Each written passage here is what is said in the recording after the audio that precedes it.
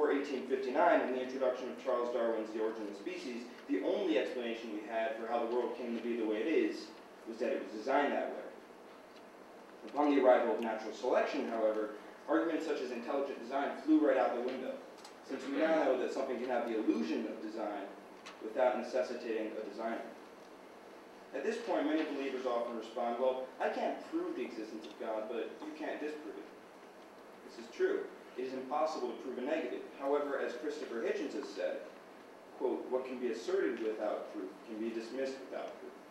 In addition, as the renowned philosopher Bertrand Russell so correctly pointed out many years ago, in an analogy commonly termed the celestial teapot, just because something cannot be disproved does not make the odds of its existence 50-50. It would be unthinkably stupid to believe everything we could not disprove, and would render impossible any effort to reach actual truth. Another important point to be made in regards to the truth of religion comes from another observation made by Bertrand Russell, which is simply this: they can't all be true. Every religion claims to be true, and every religion contradicts all others. Thus, no matter how strongly you hold a certain view, there are many other people who hold differing or even opposite views. Thus, to paraphrase the writer and neuroscientist Sam Harris, even if we knew for a fact that there existed a God, but that it was his multiple choice exam, is it A, Buddhism, B, Christianity, C, Islam, etc., believers should expect to be incorrect merely as a matter of probability. Many theists actually concede that there's no evidence for their beliefs. That's why it's called faith, of course. However, I don't really think this is an argument in their favor.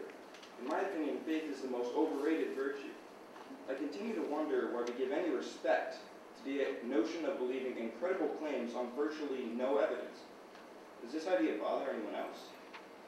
We then turn to the second method of argument, that religion is useful and may in fact be necessary. The claim is that religion offers structure to people's lives and is from what they derive their morality.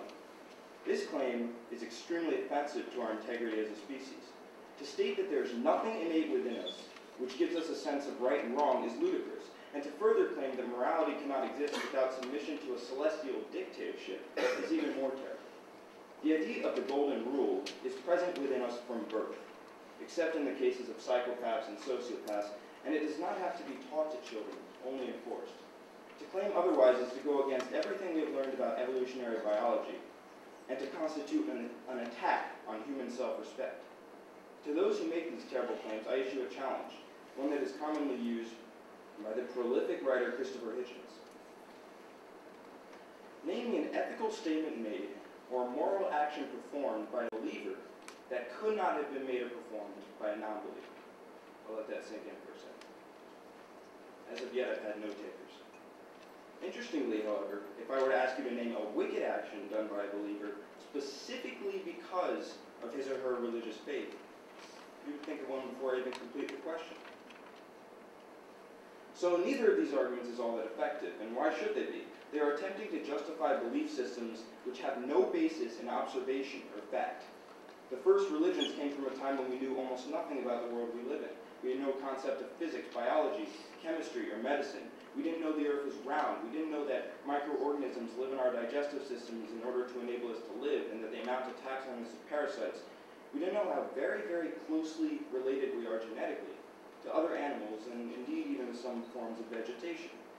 Religion was our first and most harmful attempt at making sense of reality in a time when no other explanation was available. It is unbelievable that we still hold these ideas today. We discarded most of the other beliefs at the time period long ago. But why not just let people believe what they want to believe and leave it at that? If only it were that simple.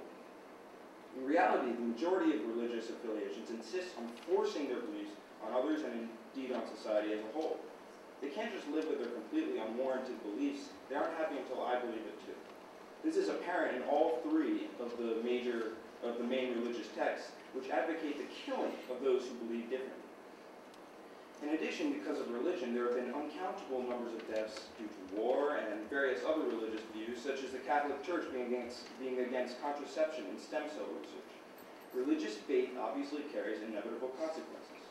I'm not just attacking extremists here. I don't have to. Many of the commands at the very core of the main religious texts are at the very least immoral, and as author Sam Harris points out, could very well end up being the end of our civilization. Every civilization in history has ended at some point. And I fear that in this growing age of technology and such things as weapons of mass destruction, if we do not begin discussing these matters and attempting to find appropriate solutions, we may end up being the unfortunate generation that has to witness everything we and our ancestors have worked for fall at the hands of irrationality. I have one final thought, which comes from Richard Dawkins. I am often asked, why are you an atheist? And I usually respond, well, why are you an atheist? Because everyone is an atheist with respect to every God except their own. We just take it one God further. To quote Stephen Roberts, when you understand why you dismiss all the other possible gods, you will understand why I dismiss yours.